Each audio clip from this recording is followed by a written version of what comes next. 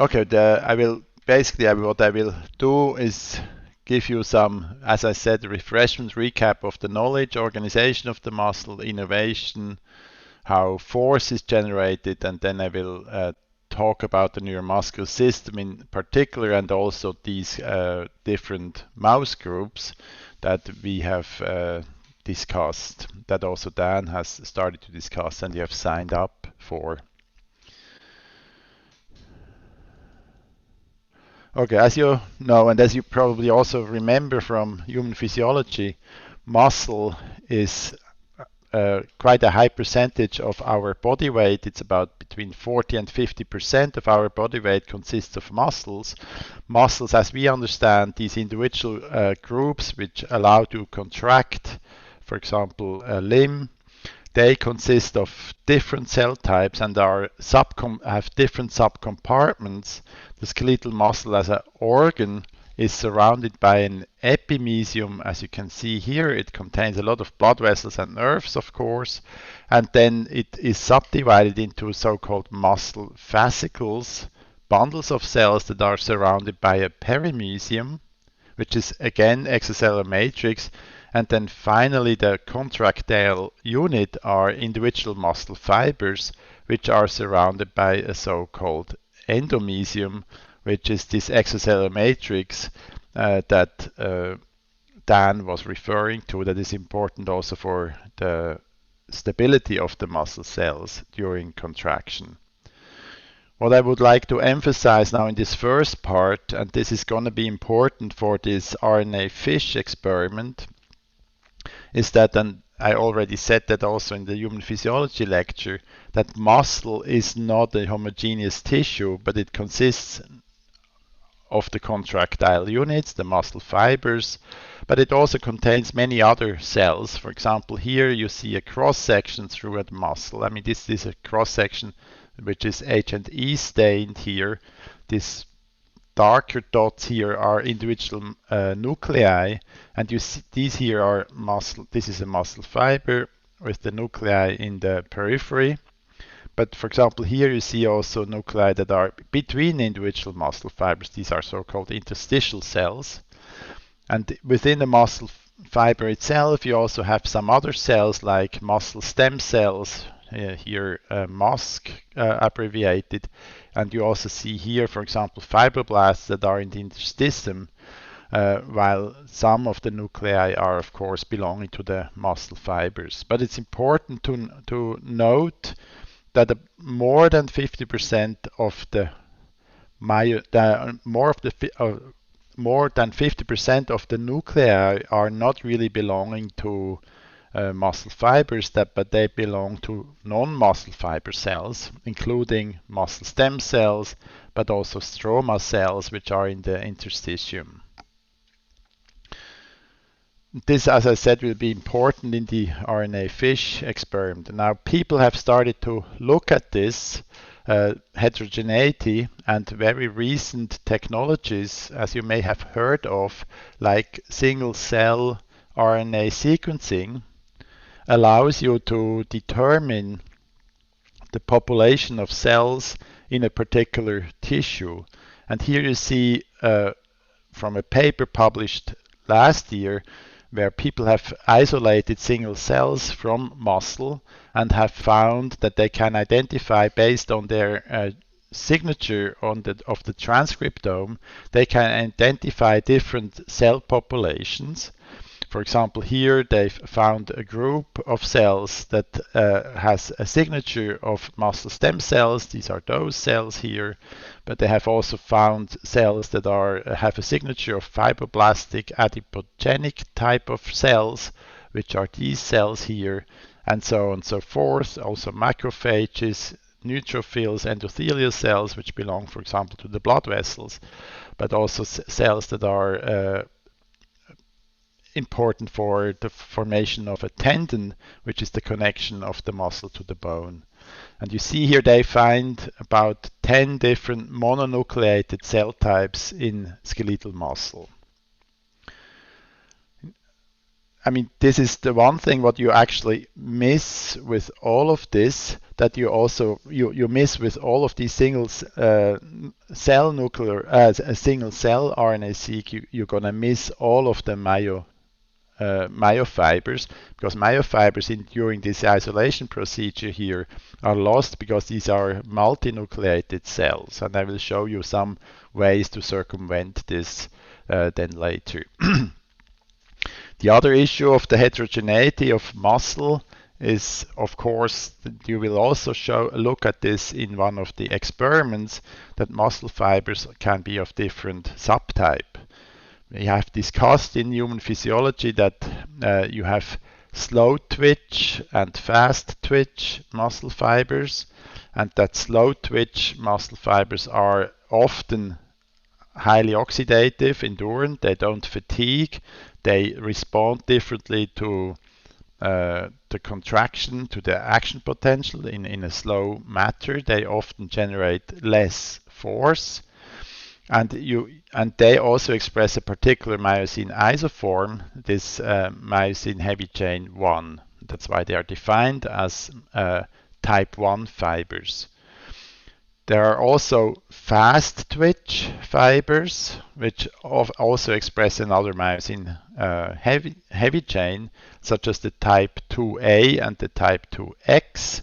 And they also differ in their metabolic characteristic, the type 2X being glycolytic. They have a lot of glycogen and they use less oxygen for energy production, while the type 1s here are highly oxidative. They have a lot of myoglobin, a lot of mitochondria, so they can really use oxygen to generate the ATP. This is also yet another more detailed table of the characteristic of the different muscle fiber types. In mouse, and you will have cross sections from mice, there are not 3 different fiber types, but there are 4 different fiber types: type 1, 2A, 2X, 2B, and you will have stainings for these particular isoforms in your cross sections, and you will discuss the fiber size, the fiber distribution of different mouse models in using these particular antibodies against these different myosin isoforms. And then you end up with something like this here, where you can distinguish the different fiber types. Okay, this is yet another complication in muscle, that you have different muscles, have different fiber type composition, you have different non-muscle fiber cells that contribute also to the tissue composition. Now, and this is important when you do, for example, RNA-seq, as we have done also just from entire muscles, you're going to collect transcripts just when you do bulk RNA-seq from fibers, but also from these non-fiber cells. And only if you have single cell resolution techniques, you can actually then look at individual subcompartments. And you will do this RNA fish experiment, where you will see that different RNAs are expressed not only in the fibers, as you can see here, but they may also be expressed in, for example, particular myonuclei underneath the synapse, or they may be expressed in interstitial cells, like for example here you see this cell here expresses this white RNA3 here in a cell that is in between the muscle fibers and not really within the muscle fiber. A very recent way we use now to look at this distribution of transcripts is, instead of using single cell RNA-seq, we use single nuclear RNA-seq, where we isolate nuclei and then basically use next generation sequencing and droplet based separation, where we can sequence RNAs that are still in the nucleus, and basically then map out the distribution of these transcripts in particular nuclei. And when you do that, you get also subsets of nuclei, as highlighted here. This is work which was done by Alex Ham recently, and you can again see here these different non-muscle fiber cells like smooth muscle cells, pericytes, which are cells that belong to the blood vessels, endothelial cells. You see macrophages, signatures of macrophages. You see signatures of these fibroblast adipogenic cells. You also see signatures of tenocytes, but you also now start to see these myonuclei, and you see that these myonuclei contribute to different subcompartments. For example, here you have myonuclei that belong to type 1 fibers, and some of these myonuclei are characteristic of type 2A fibers, for example. You see here this really they contribute a lot to the transcriptome in these single RNA-seq experiments. But what you also see, and this is also concerning subcompartmentalization of these polynucleated myofibers, you start to see nuclei that have a characteristic signature of nuclei that underlie synapses and neuromuscular junctions, and you also see some nuclei that have characteristic signatures of myotendinous junctions. In other words, this new technique allows you to look at the contribution of different nuclei to the transcriptome, what you then actually use here in when you do bulk RNA sequencing.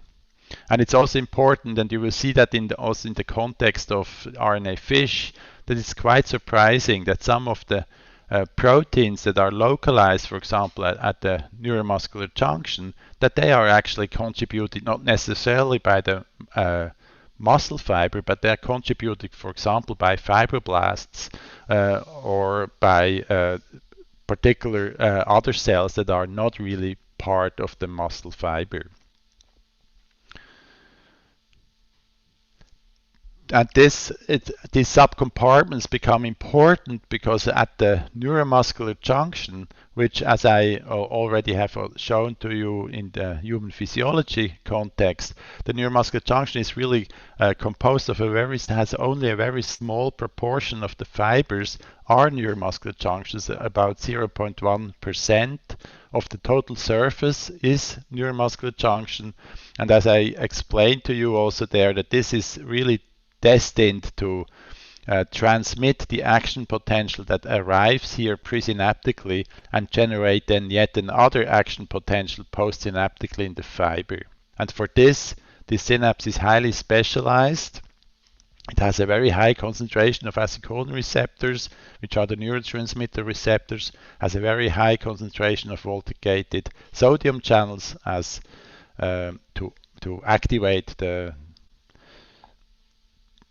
action potential. It has also an enzyme that is important for cleaving acetylcholinesterase, and many more of these proteins that are important for the formation and stability of the neuromuscular junctions are highly concentrated here at this synapse.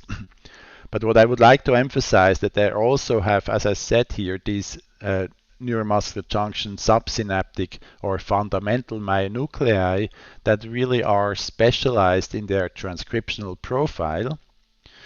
And you can see those here in this picture from a paper that was published a month ago in skeletal muscle, where they have visualized these myonuclei. And you see here, this is an aggregate of myonuclei, and it's opposite to a presynaptic nerve terminal, although you cannot see that here.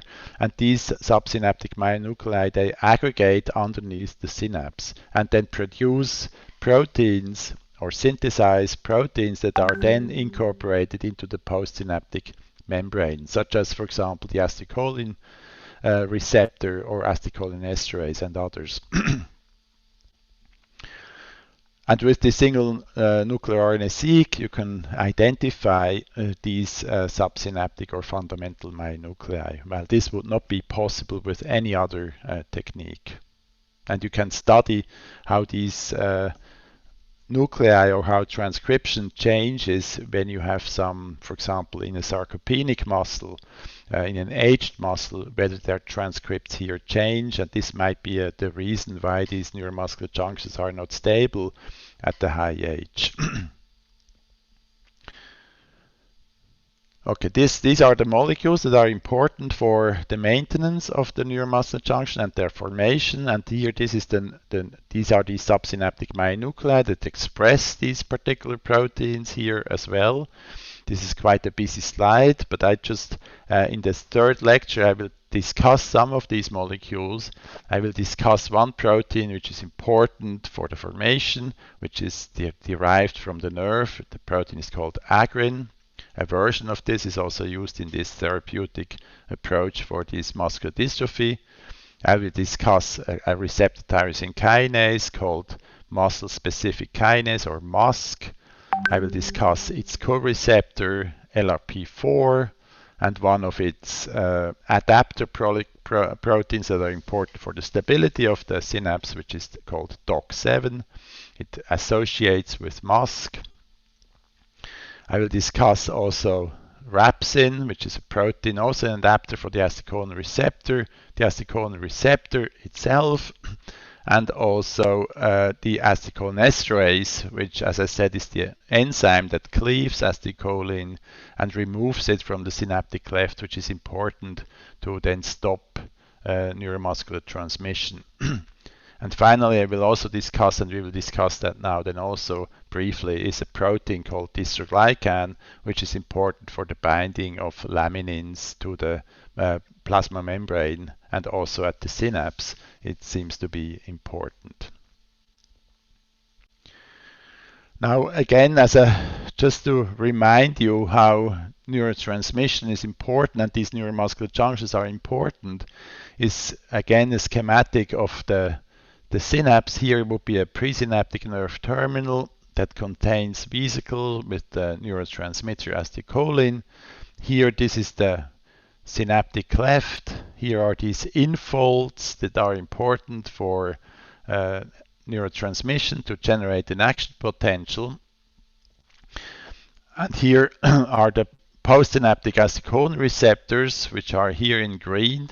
When acetylcholine is released, acetylcholine will bind to the acetylcholine receptor via its alpha subunit. It will then open the acetylcholine receptor. When acetylcholine receptors open, sodium rushes into the cell and potassium can rush out, but because of the electrochemical potential, sodium that rushes in will start to depolarize, increase the membrane potential towards threshold, and when it reaches a certain threshold, voltage-gated sodium channels, which are localized here in the troughs down in the folds, will open and will generate an action potential. And this action potential, as you probably remember, is an all or nothing situation. You generate an action potential. This then travels throughout the postsynaptic muscle fiber until it reaches basically voltage-gated calcium channels, and this is a schematic of a muscle. I've shown you this also during human physiology. This is basically the cell membrane. These are of the muscle. They are invaginated, having these T-tubules. This is a sarcoplasmic reticulum here that is like an extracellular buffer, has a lot of calcium. These are the motors that allow the muscle to contract. This is the myosins here, and these are the actin filaments. Then there are receptors in the T-tubules, the DHPR, which stands for dihydropyridine receptor, and in the sarcoplasmic reticulum, it's another receptor called ryanodine receptor.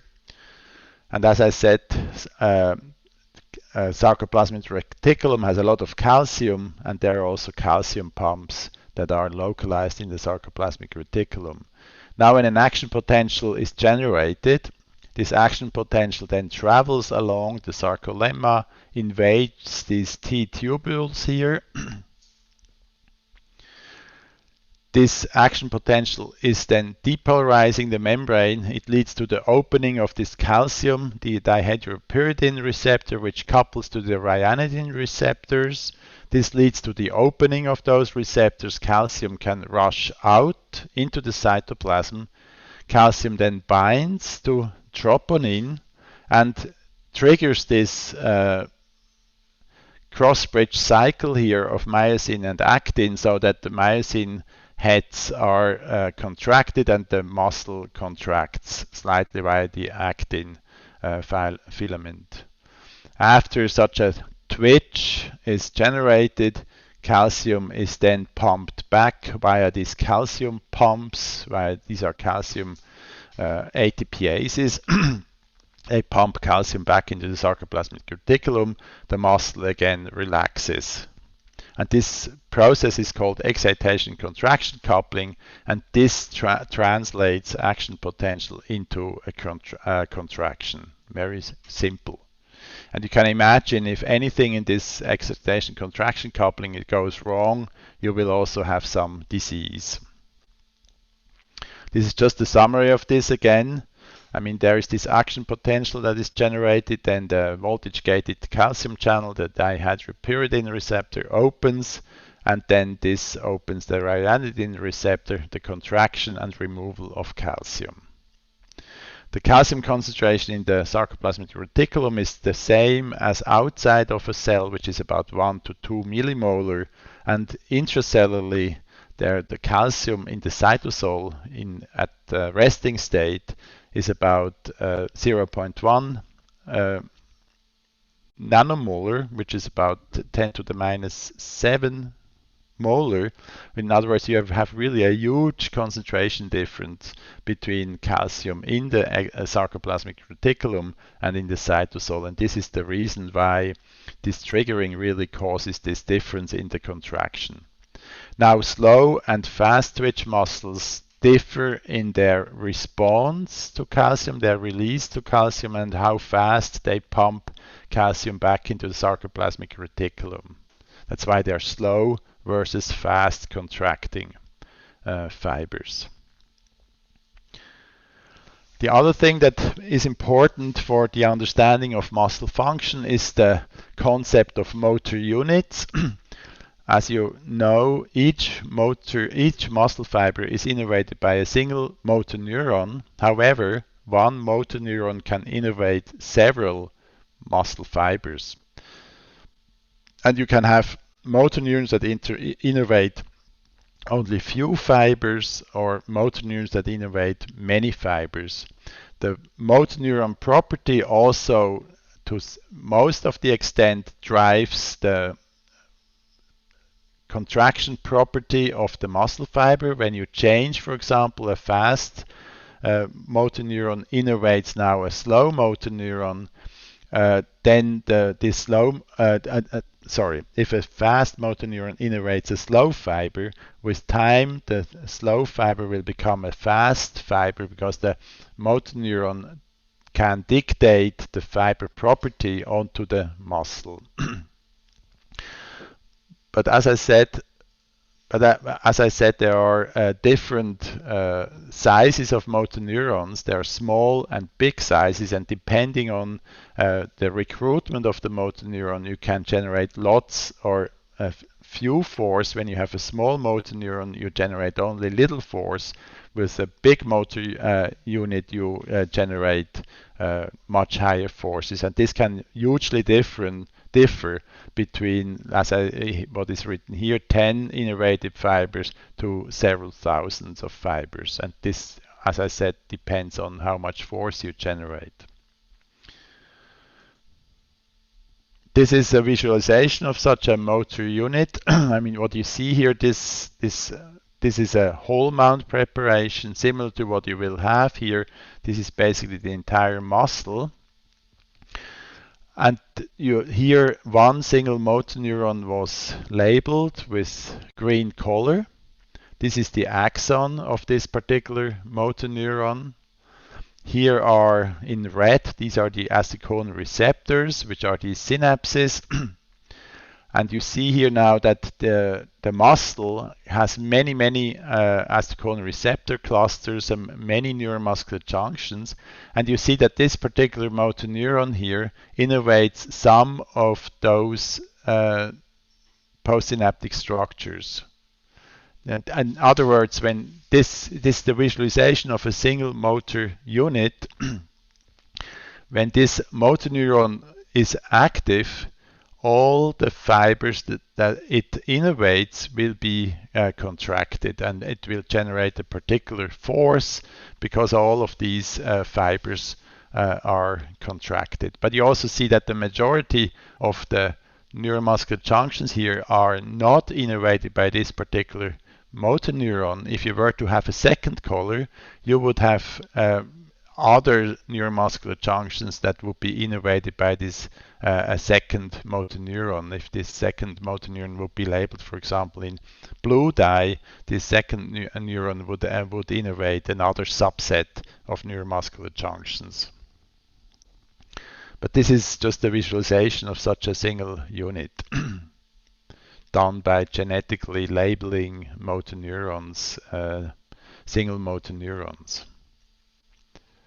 Okay, now with this, of course, you can have diseases that affect the neuromuscular junction. They can affect either the brain, the connection of the brain to the spinal cord, but they can also affect the neuromuscular system itself. You can have motor neuron degeneration, for example, amyotrophic lateral sclerosis or spinal muscular atrophy are diseases where these motor neurons die. Also during aging, motor neurons are degenerated. There are also diseases of the peripheral nerve. For example, in the mouse model you're going to look at, they will also have some disease of the peripheral nerve because of the myelination is not done properly. You can have problems at the neuromuscular transmission. For example, any diseases that affect neuromuscular transmission or affect these proteins that are important for the formation and maintenance of the neuromuscular junction, they all have a consequence in that they lead to a poor neurotransmission and weakness. And you also can have diseases that affect the muscle fiber itself. And one of these examples is also the example we have in this group number 3. Okay, with this is just a general introduction. Maybe you can also go back to the old lecture notes you have from human physiology to maybe refresh your knowledge on this. But this is just what I want to say. Now, in the next few minutes, I would like to emphasize a few of the things that are in your mouse groups. First, these are these mouse groups as we discussed, as Dan already discussed.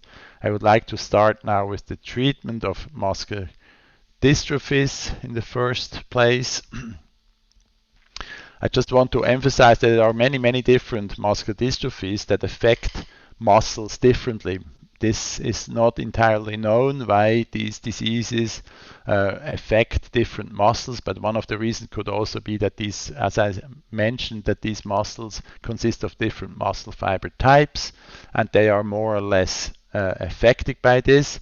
For example, here this Duchenne muscular dystrophy or Becker muscular dystrophy, which we will discuss also tomorrow, affects most of these limb muscles, also the proximal muscles here, the upper limb muscles, while for example Emery-Dreifuss muscular dystrophy affects rather the distal limb muscle, which is a disease that affects the nuclear envelope of the muscle fibers.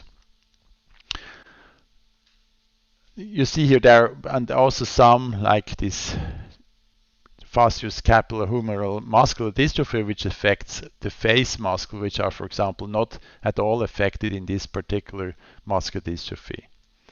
It turns out that it used to be that these dystrophies were diagnosed mainly based on these different phenotypes. It turns out that it's sometimes difficult to really have them as distinctive disorders, because it turns out that diseases in this or mutations in the same gene can cause different type of diseases. If you have, for example, a null mutation, you generate a very severe Duchenne type of disease. If you have not a null mutation, you, for example, generate a Becker symptom, which is then not affecting the same muscles necessarily in an individual. It turns out that nowadays diagnosis is mainly done by identification of the gene defects by next generation sequencing, and then you actually look at immunohistochemical methods you use to look at these muscle biopsies, and based on this you nowadays diagnose most of the diseases, and not necessarily only based on anamnesis. And again, as Dan told you, important in this context is the connection of the extracellular matrix, which is highlighted here, to the actin cytoskeleton, as it turns out that most of these diseases affect this connection. This is a schematic of the connections you have here, of the proteins that are important for this connection, and it turns out that different type of diseases affect different types of proteins which are belonging to this connection. And you can basically think of this like a chain that has individual components, and if this chain, if members of these chains are broken, then this muscle will lose its structural stability and will eventually fall apart. And in this particular disease, Duchenne muscular dystrophy, this protein dystrophin is mutated, and then you lose the connection of the sarcolemma of the plasma membrane here with the F-actin cytoskeleton. In other diseases, you lose these transmembrane proteins here because they are mutated. This destabilizes this complex and generates different types of limb-girdle muscular dystrophies, for example. While there is a disease you will work on with this group 3, which affects this laminin alpha 2, as also Dan has shown to you, which affects the extracellular matrix protein, and the top structure is missing. And there are also diseases that affect here this receptor, dystroglycan, or the glycosylation of this receptor, and with this you also interrupt this chain here from outside to the F-actin cytoskeleton. And in all these cases you really have a very severe muscular dystrophy. These patients suffer from losing muscle because of these structural deficits. Basically what you can think of is that you have an initial structural defect that then weakens the muscle during contraction. This leads to this membrane instability, leads then to the death of the muscle, to necrosis. As a response to death of muscle fibers, muscles will start to regenerate, also something you will see in your sections because then these new muscle fibers can be formed by activating muscle stem cells in the context. Then you get, because of this necrotic process, you get inflammation and fibrosis. Your muscle is wasted, and at the end you lose your muscle, and eventually you die because of the weakness of respiratory muscles. And now when you think of treatment strategies, you can interfere in any of those processes with a therapeutic intervention. And of course it's obvious that if you interfere here at the very beginning of the disease, this is probably the best way to do it, because you stop the initial reason for this disease, but you can also interfere here at later steps. And if you think these later interference, if you interfere at later processes here, these potential treatments could potentially, because they are very similar for many different muscular dystrophies, they could also be used for different muscular dystrophies, irrespective of where the mutation resides. While most of these treatments here that treat the structural defects, they will be very specific for a particular gene, and therefore they also would require a very specific intervention method for different muscular dystrophies, would be very specific for a particular muscular dystrophy. Okay, just briefly, these congenital muscular dystrophies, which are part of what we deal with in the group 3 here, is a conglomerate of very severe diseases that affect a few genes, as listed here. These genes, many of these genes affect here this glycosylation of a protein called alpha-dystroglycan, and they really cause a very severe muscular dystrophy, which is not only muscle affected, but also affects the brain. For example, this muscle eye brain disease affects very strongly also the formation of the brain during development. The same is true for this Fukuyama congenital muscular dystrophy, which is a very quite a frequent muscular dystrophy found in Japan. This is based on a founder mutation of a person, an ancestor of Japanese origin, and somehow this founder mutation seems to be carried over in Japan and is really quite frequent, while in other populations Fukuyama congenital muscular dystrophy is not really a frequent disease. But in this Fukuyama congenital muscular dystrophy, you have this very strong muscle disease that affects the muscle fibers, but you also have a very severe problem with the brain. These children are very strongly mentally retarded because of this disease in the brain. But there's also this disease that affects the extracellular matrix, this LAMA2 muscular dystrophy, also called MDC1A, which affects here this protein. And as Dan has alluded to you, this protein is also important for the structural stability. Just to remind you again, and you will hear that probably several times now, that this protein that is affected in this disease is this protein here called laminin alpha 2. This is this green thing here that goes from here to there, and it interacts with other isoforms of laminin, the beta and the gamma chain, to form this cross-like heterotrimer.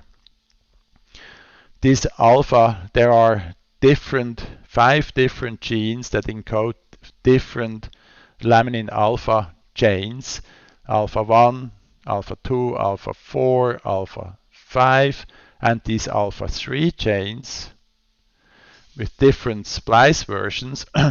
And these alpha chains, they have different tissue distribution. It turns out that the alpha 2 chain is mainly expressed in the muscle basement membrane, in the extracellular matrix of the muscle, and also expressed in the peripheral nerve. That's why the phenotype, when you lack this alpha 2 chain, is so severe in the muscle and also in the peripheral nerve.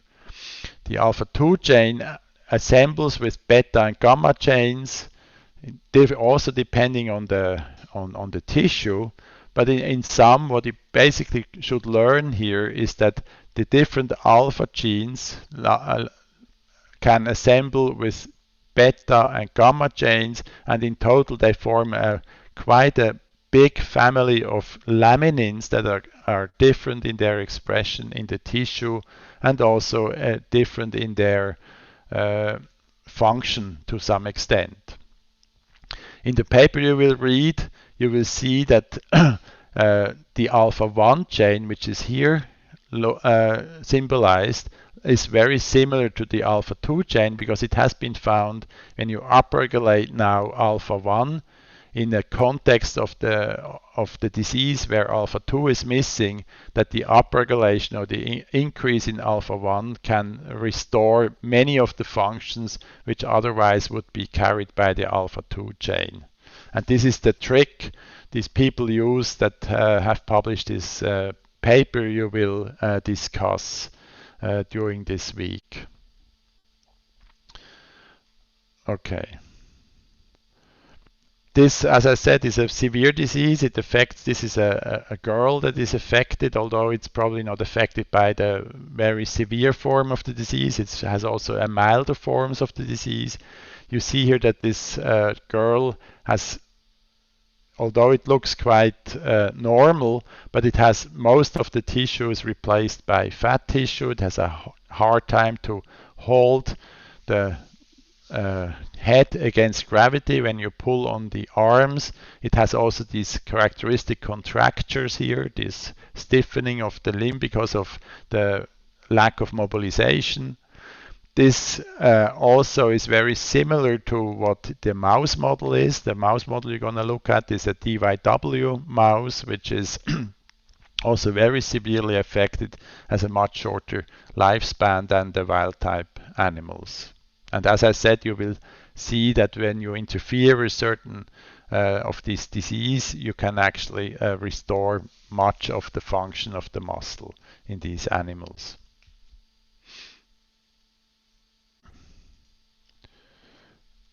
Okay, just to summarize quickly, I mean, this is a very severe disease. It's congenital, which means it's early onset. It affects children at birth. These children are characterized by our so-called floppy infant syndrome, which means that their muscle is so weak also at birth, it has not the right tonus, that you can see that quite easily at birth, that they don't really have the right stature. There are also severely delayed motor milestones in this disease. They affect skeleton because there's no muscle. The skeleton starts to be deformed. You also see that in the mice. You're probably going to see a hunchback in the animals. They will have respiratory difficulties. They have difficulties of feeding.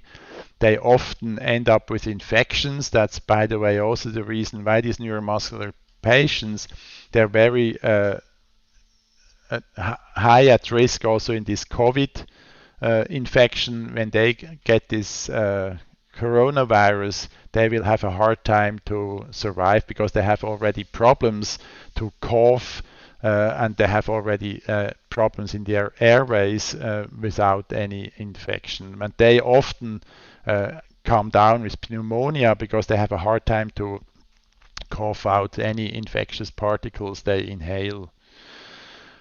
And some of these children, they also have some brain phenotypes, they have some seizures.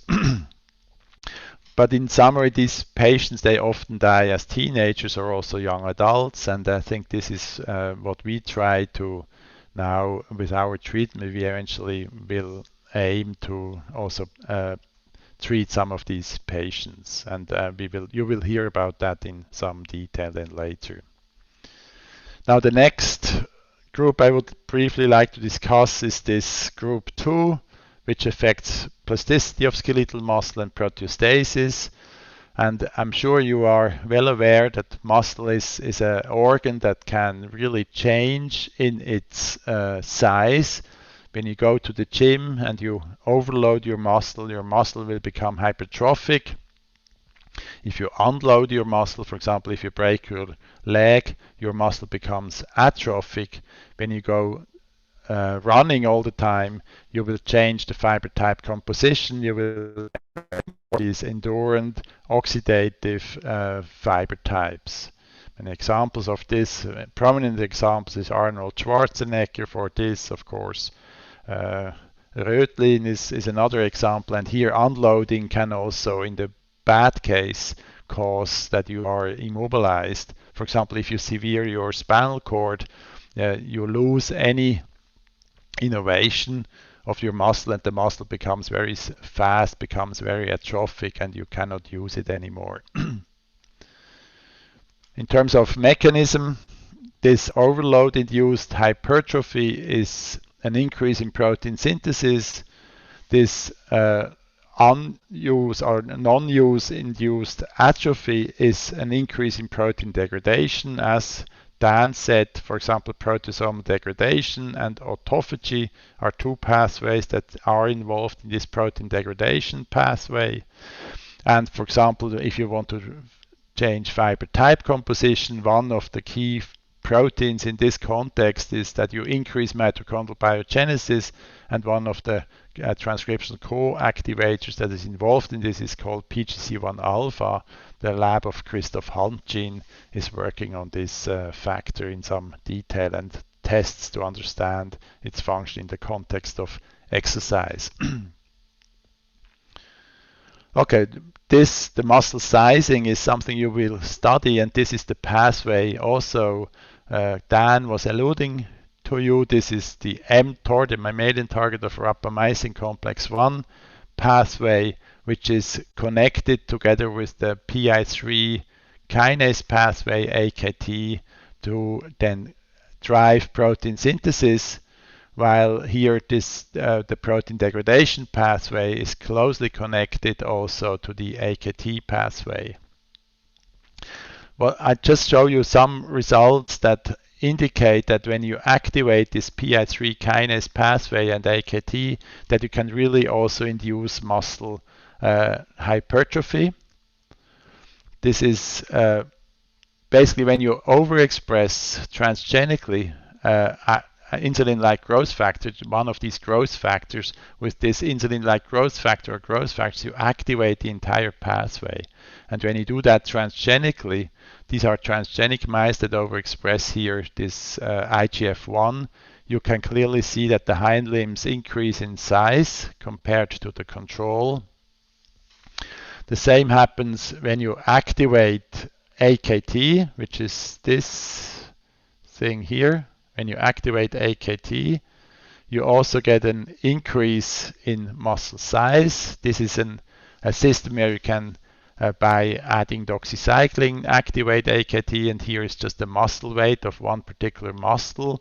And you see when you activate the pathway, you really increase muscle size. It's also very obvious when you look at this here. When you turn off the transgene, it again goes down to normal size. We have a very similar mouse in your cohort, which is this inducible AKT mouse.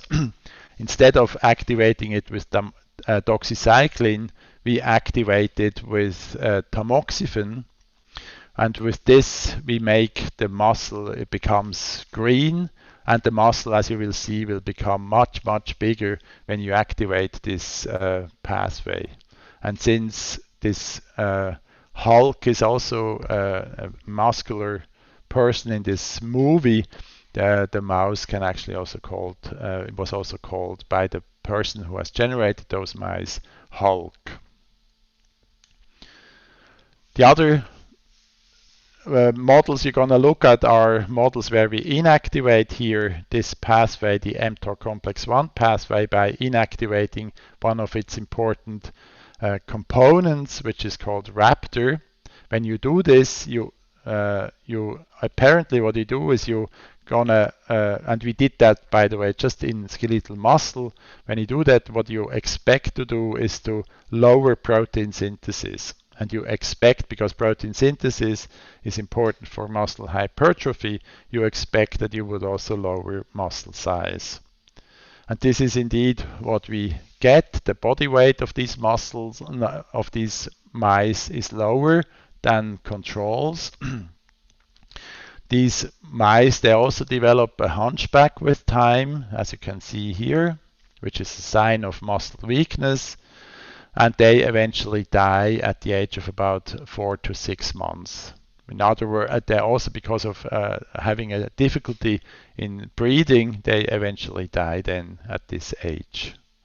Their muscles look pathogenic. They start to have some problems. You see here centralized myonuclei, which is a sign of degeneration, regeneration. You see these centralized, these fibrotic regions here. You will see that hopefully as well in your sections. And they have also these aggregates here, these myotubular aggregates in the middle of the muscle. Their muscles are also less in weight when you could just compare here. For example, the EDL muscle, it has less weight than the control. It's all significant. The same is true for other muscles. They're all significantly lower in weight. In other words, they are slightly atrophic. Now we also did the opposite experiment. As Dan also said, we inactivated TSC1, which is an upstream inhibitor of the complex, and with this we increase protein synthesis. That's what would be the idea. And you would of course then expect to see an increase in muscle size because you increase protein synthesis. When you look at the muscles at young mice, they look quite normal, as you can see here. However, when you measure muscle weight, and this was quite a surprise at that time, their muscles are all significantly less in size, with one exception, the soleus muscle, which is a slow muscle, a slow twitch muscle, highly oxidative muscle. This seems to be behaving differently, and we have now some clues as to why this is. But just it was a surprise to see that we have less muscle weight in those muscles in spite of activating protein synthesis. And if they then become older, they actually start also to develop a hunchback, which is again a sign of muscle weakness. Their muscles become quite sick looking, again having these basophilic fibers, enlarged myonuclei, for example, here. And they really also at the end, they eventually at the age of about more than 1 year, they don't really make it for that long. They eventually die, although we haven't really recorded that in all detail, but they eventually die at the higher age, much earlier than a wild-type mouse would die. Okay, what the reason for this, and you will see that what we believe is that there is this feedback loop onto AKT and onto the proteasomal degradation pathway. Basically what we do in these mice is we dampen AKT signaling because of an inhibitory feedback loop, and you will hear that in some greater detail. And at the same time we also block autophagy in those animals, and we also because of AKT inhibition, we increase FOXO signaling and we increase proteasomal degradation. While in the raptor knockouts, we basically block protein synthesis, and this is part of the problem what we have in those animals. While we seem to activate AKT in this entire system and to also activate FOXO pathways. But you will see that in some detail. But what this tells you is that if you manipulate the system, that it's indeed what is important in the context is that you have really a system where you can regulate both sides. And if you just get rid of one of the sides, that's, for example, activating protein synthesis is not healthy. Constantly activating protein synthesis is not healthy. And for example, constantly inhibiting protein synthesis is also not healthy. It's really the importance that you have a balance between both systems. And the idea here is that we have during the circadian daily life, you have activation and inhibition of the pathway, and only this balance is really then healthy in the context of life. And with this, I would like to just to briefly glimpse onto this aging and sarcopenia aspect of things, where we have, as again Dan said, sarcopenic mice, which are very old, 30 months old mice. We have these TSC knockout animals, because we realized that these TSC mice are actually a good model of this sarcopenia. And maybe you haven't heard of sarcopenia that often, but sarcopenia was a term that was coined about 20 years ago, which comes from the word sarco, which means flesh or muscle, or penia, which is loss, and it's basically defined as the loss of muscle mass and function during aging. It's measured on the one hand, you measure muscle mass in a person, but you also measure muscle function. If an old person has a hard time to walk, for example, then it could of course have several reasons. But if you then if person has a hard time to walk, also has a very low muscle mass, then the person is considered to be sarcopenic. And so, of course, sarcopenia has a lot of to do with quality of life. If you can't walk, you lose a lot of your quality of life. You also fall much more often. And with people getting older in Western countries, this, of course, becomes more and more of a problem. The issues, of course, are like with aging, that you have tons of mechanisms that could be involved in aging, like genomic instability, telomere attrition, you may have heard of. But we basically deal mainly with loss of proteostasis because we work on this particular pathway, and also with some deregulation of nutrient sensing because mTOR is a real strong sensor of nutrients.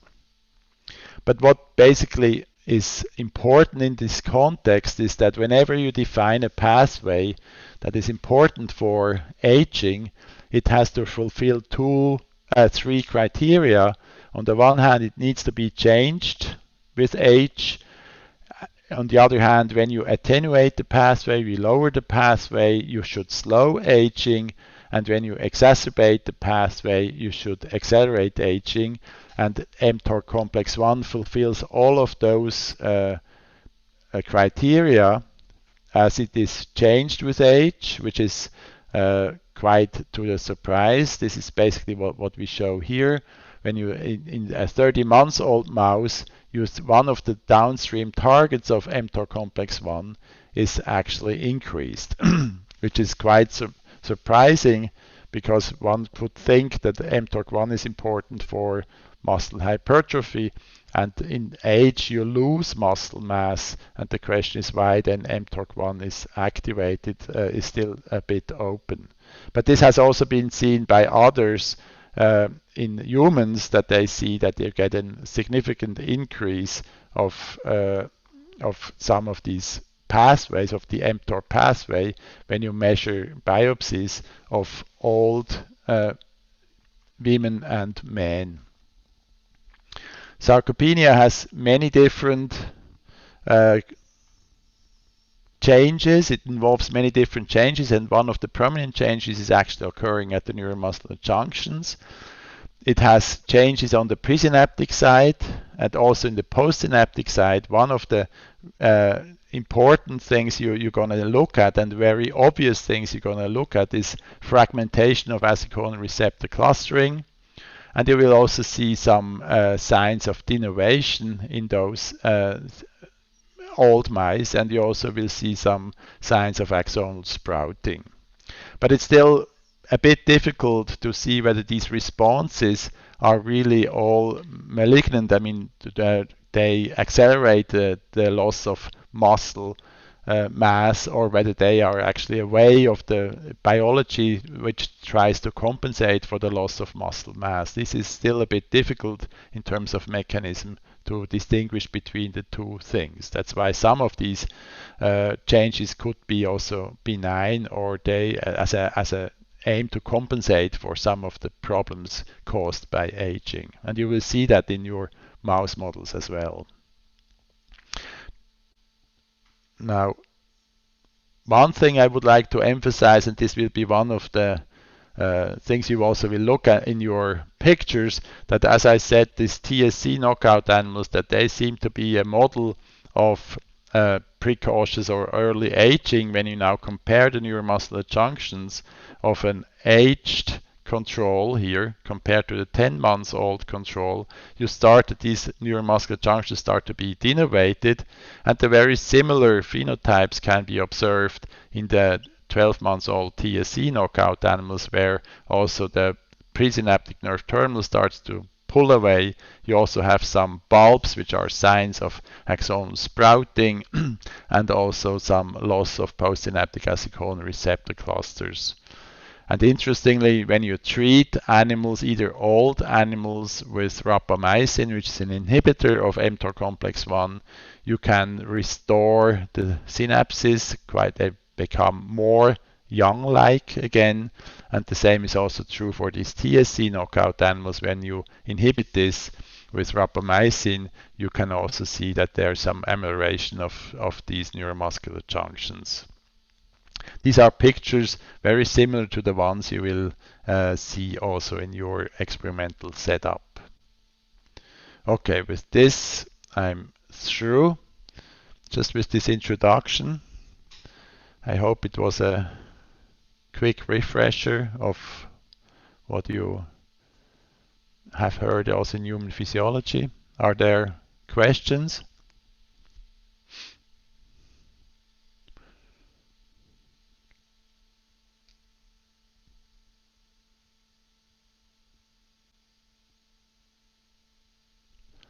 Okay, seems not to be the case. Okay, then now Marco, what do we do? Do we continue with you straight or Dan? I just wanted to quickly say that I've now put together all the student groups and assigned you to mouse groups, so you can find this list on Adam. It's in the administration folder. I can also just quickly show it to you if you like. Is that best? Yes. Yes. Okay, can you see this list?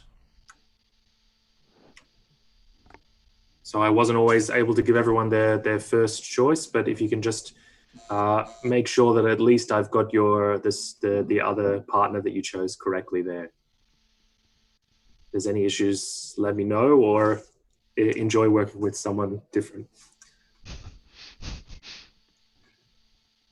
So just let me know in the chat if there's any issues with that. Otherwise, off to Marco.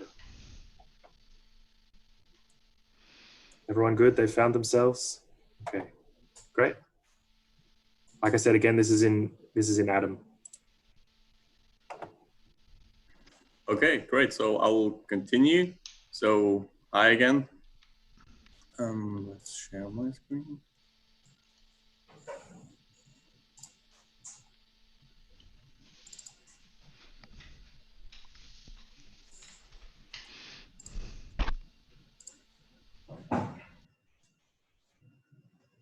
Okay, already now, I apologize for not looking into the camera since I have the presentation on my big screen. So don't look at my face, just care about the presentation.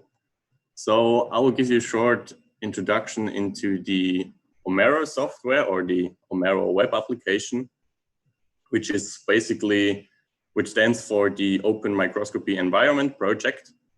And it's basically there for making scientific figures out of your microscopy pictures.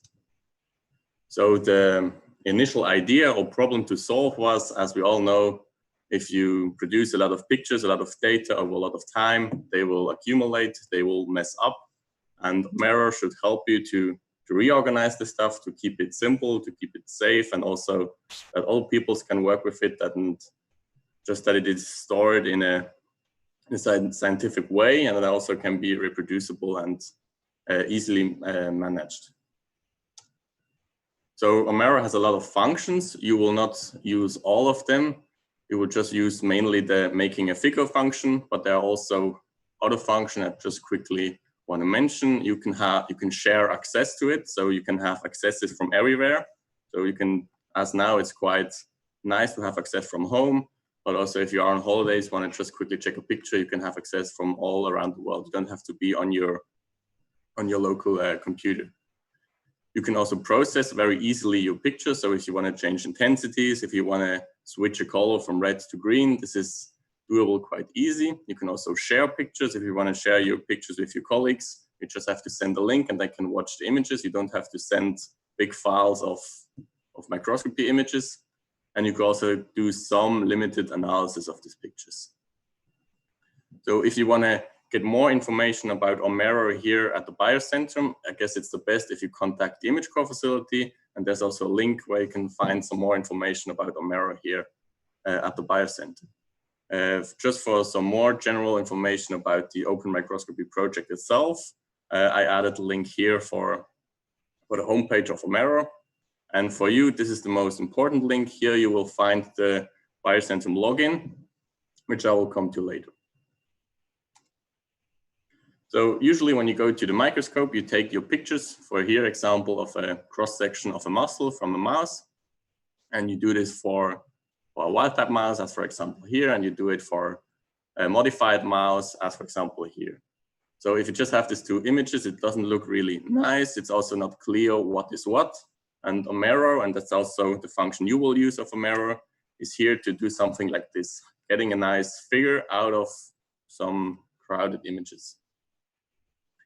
And this is very easy, and this I will show you later on how to do it. So again, for you, we created a login. Usually here in the lab, we all have our own account on Omero, but you, as for the blockers now, will share one account between all students. So it will be this login link. Just go to this, click on the link, or yeah, I can also copy it afterwards into the chat. And then the login for you will be REAC -blockers -2020, and the password will be the same. Just this is a little bit the limitation here.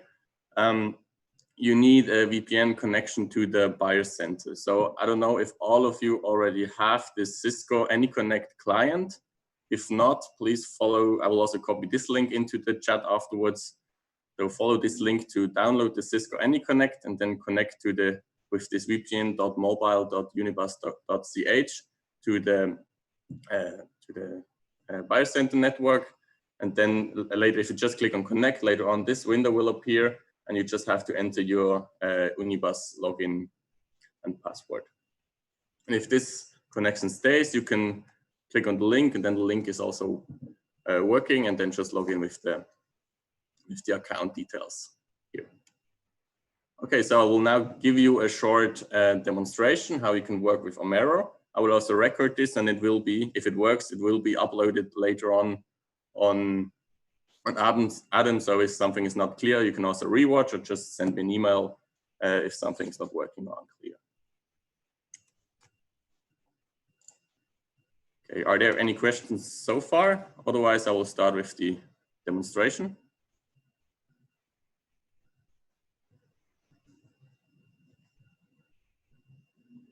All right, so I will continue. I will show you Omero. So if you click on the link, you should now see my web browser. Then you should come to this login, just then type in the login details, click on login.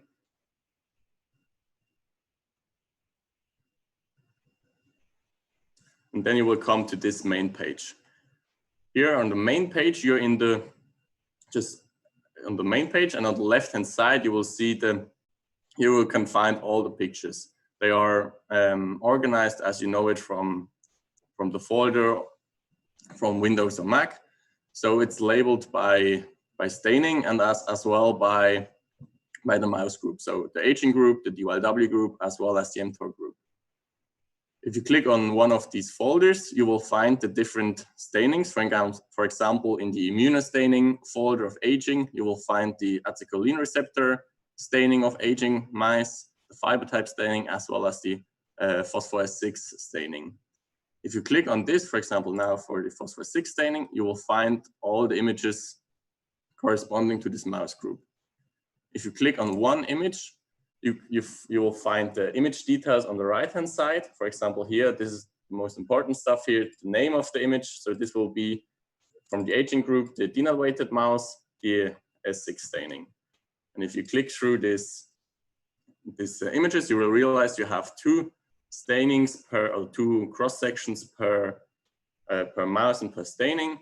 So this is again denervated, for example. Then you have two TSC muscle knockout sections.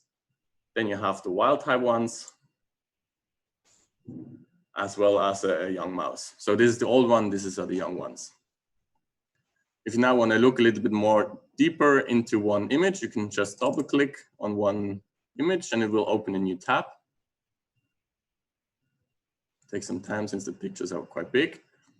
And then the image will appear much bigger. And here you can now also zoom in just by scrolling in to have a more deeper look or more detailed look inside. And now you are in the viewer window. So this is the main page, and this is now the viewer. Just please do not change anything here on this in the viewer page. I will later on show you where you can change stuff. But since you are all sharing the same account, if you change it for you, you will also change it for all the other students. And maybe if you just change something here in the intensity settings, maybe one channel will no longer be visible. And if you save it, then other students maybe have problems to see it. So please use the viewer just for looking at the muscle, see if you see changes, maybe note down where's the interesting area to look at in more detail. And then later on, I will show you how to change things. Also here on the left-hand side, you have again all the figures from the same folder. So you can just click through the images of the same staining within the mouse group and compare, for example, between an attenuated mouse and then wild type mouse, for example, here. You can just directly click and you already can see some changes.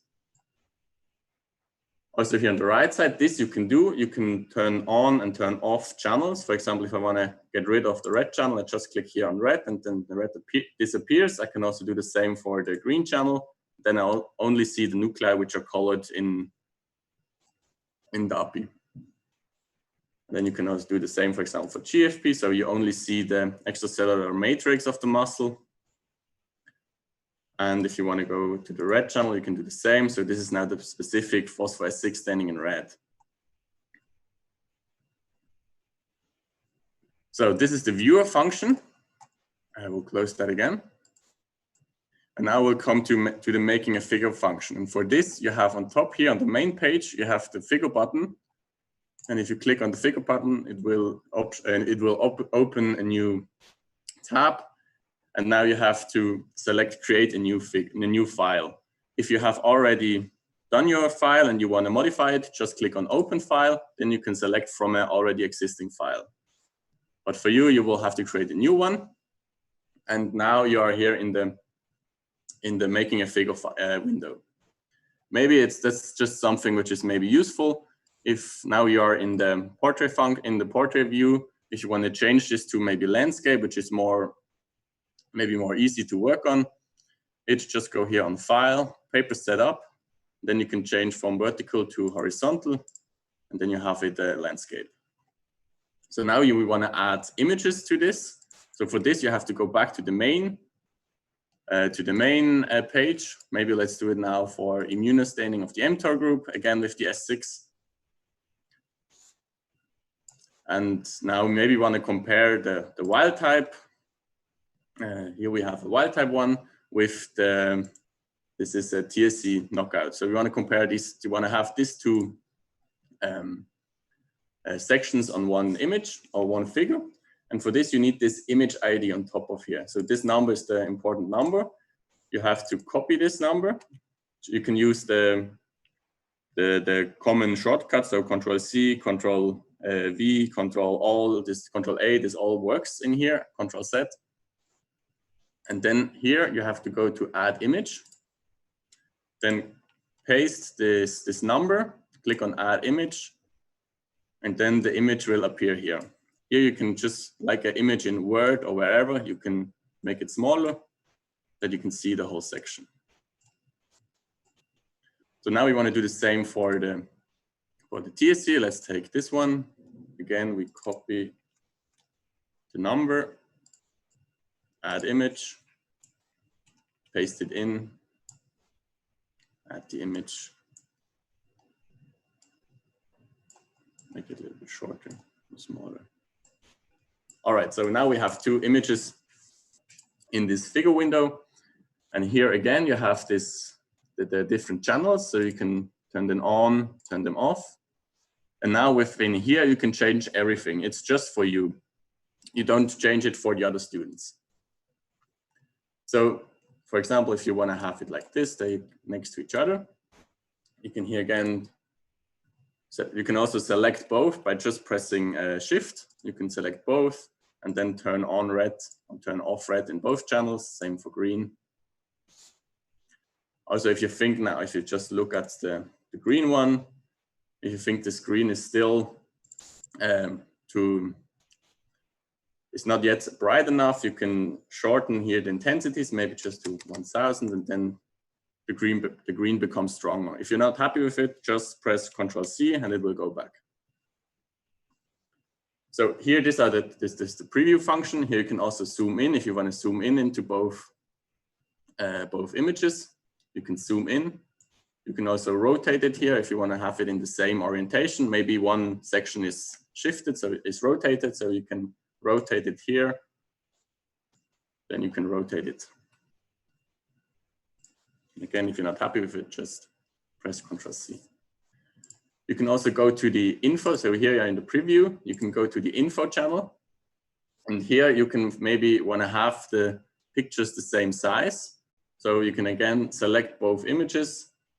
Click here that it should maintain the ratio and say, yeah, there should be maybe 200 dpi in width. And then they will have the same width. So you can also select both if they may be orientated like this. You can also, with the mouse, select both of them. And on top of here, you have align to grid or align to top. Add to grid only works if you have more than 4, for example. But if you just want to have it on the same line on top, you can align them to top, align them left, or align them to a grid. Let's make them again a little bit bigger.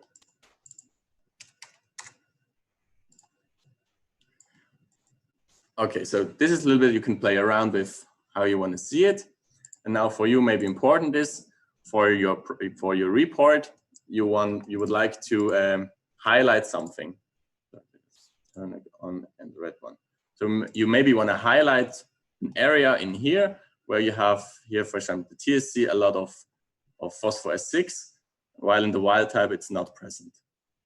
For this, you can go to the labels, and here you have the section which means region of interest. This region of interest is you can go click here on edit, and with this you can draw squares, you can draw circles or ellipses where you want to show something or highlight something. You can also, by clicking on them, you can delete them again. So maybe you want to show some, so you can do them that big, you can do them that small. So that's your choice. So maybe just take one this size here where you think is a representative area.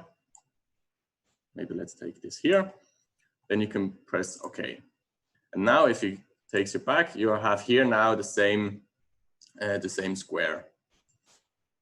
You can also now, maybe you want to have a zoom in picture of this area. So we can copy this, your image here, just by Ctrl+C and paste it again. And then it will copy the same image. If you now want to zoom in into this square, you can go to preview, and then you have here the crop function. And if you click on crop, here the Omero recognizes that there is a region of interest, so this one, this area, and then you can click OK. And then it will, yes, and then it will crop the image into this area. So you have a zoom in of this, of your area you preferred. Maybe just add it here. So now you want to do the same on this side, and maybe you also want to have it the same. So the zoom in window or the region of interest, having it the same size. So you can go back to where you defined your region of interest. Then go to the labels. And now you can copy this region of interest here. Click to the other image and just say paste. And now you have the same sized square on the other image. If you're not happy with the region where it appears by default, just go on edit, and then you can move around your area of interest. So maybe now go somewhere where there's a little bit of red, like here, where you think it's again representative. Click OK. Now we have to do the same again. Copy it and paste it. Go to the preview function, say crop. Select again this area. OK. Yes, we want. And then you have again the same zoom in here.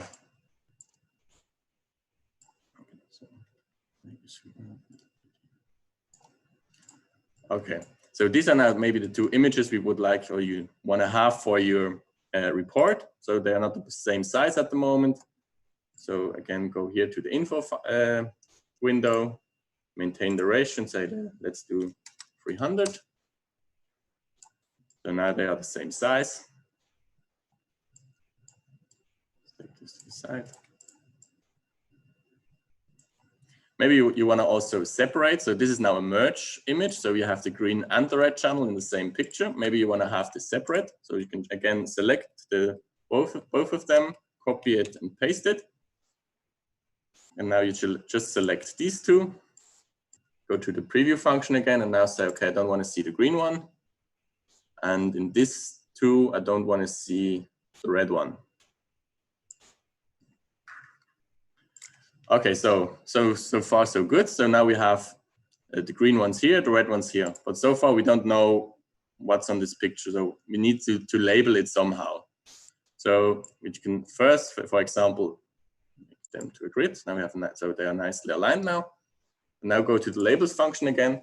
And the first and very nice thing here is you can add a scale bar so that you have somehow a relation, how big is such a fiber here, for example.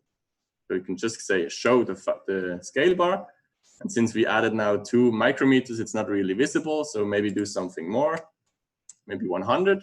And we also want to have a label. So just click on label. And then you also have the labeling of how much this white line is or corresponds to. Okay. So next, maybe we want to label that what we see here in green. So let's select these 2 green images and then go here to labels. And maybe we say, okay, in green, we see this is a laminin. So we type laminin. Then we can say font size, maybe 14, that it's nicely visible. Where should it appear, the label? Maybe say, since we are orientated horizontally, we say it should appear on the left side, vertical, and the color should be black. And then we can say add. Then we have a laminin here on the left side. If it's too small, so now the labels appear here. You can change it if it's too small, maybe go to 24, then it becomes bigger. Okay, so same we want to do here. So here in red, we have the S6 staining. We can go here, we say 6. Again, we want to have it big, left-hand side, add, and it appears here. You can also change the color if you want to have it in red, do it in red, and the laminin, let's do it in green. Okay, so we don't know yet. So what's the difference between left and right? So we maybe also want to label that we have here a wild type and here the TSC muscle knockout. So again, we can do the same here. On top, add label, for example, wild type. Now it should be on top of it. Add, and here we have the wild type labels. So the same we can do on the right-hand side, just with TSC muscle knockout. Add, and again, also this label is here. So now the figure is nicely labeled, but maybe it's still a little bit too big. So select just everything, take the right corner, then you can shrink it, and all the scale bars and labeling will automatically be adapted to the smaller sizes. So that's maybe it for now. So yeah, I think these are the main functions you would need. So if you're done like this, first save it. So go on top for the save button. And now here you have to enter a name, and please enter as much information as possible. So I guess the first information should be which mouse group are you? So maybe we have now mTOR. And type also your mouse, so your group number, so 1 to 16 or whatever it is. So let's take, and now take my own 01. Maybe also type your names. And then we are, the more information you add, the easier it is for you to find your figure afterwards again. And now we have test figure, for example. We have wild type and TSC. Okay, so now it's saved. If you change now some, for example, you want to get rid of these, you only need this one for your report. delete it just by pressing delete.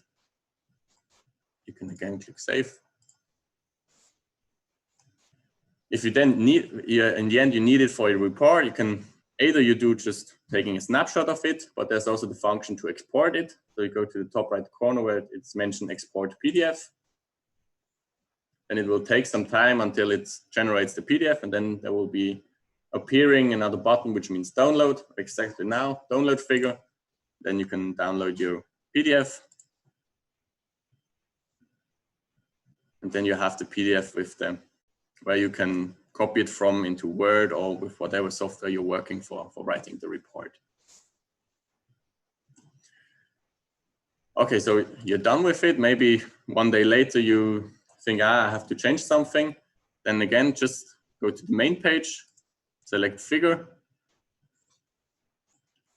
select open file, and then you will find then a lot of different figures files here from all your student groups. But then that's why it's important to label it correctly, that you find your own and you not modify a figure from someone else. Maybe this one get pissed then.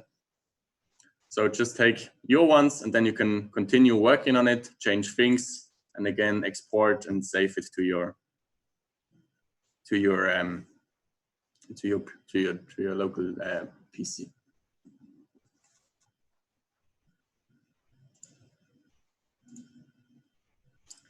Okay, so that's it mainly. So yeah, I guess it will take some time until you're used to it. If I was rushing through it too fast, just feel free to contact me.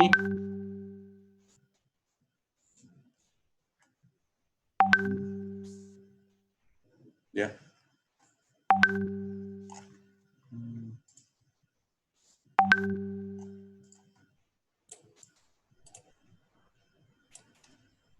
Okay, do you see the presentation now? Ben? Do you see the presentation? No? Okay.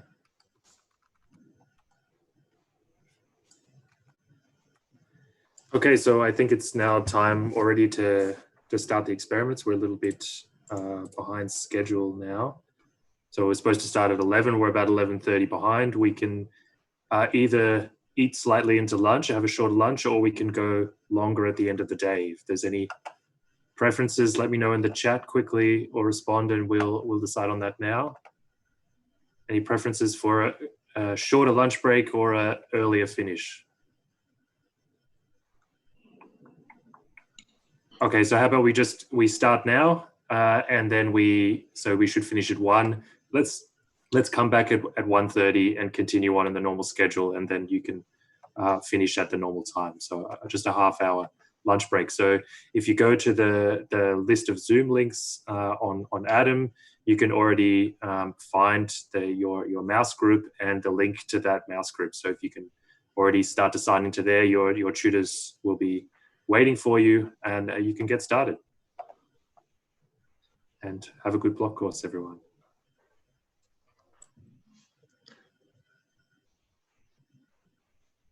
Okay, you're still recording.